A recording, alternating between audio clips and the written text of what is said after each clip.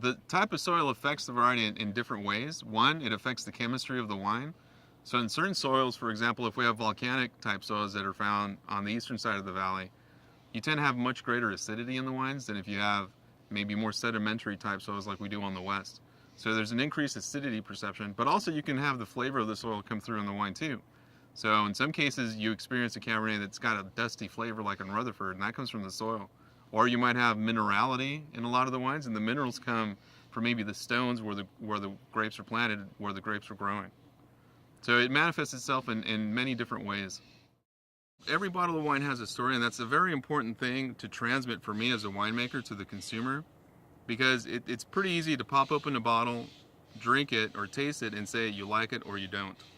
And for me as a winemaker, somebody that's trying to create something that represents a vintage, a variety, a region, it's not as simple as that, and it's very difficult for me to accept I like it or I don't like it. It goes much deeper than that, because there's a lot of work that went into producing that bottle of wine.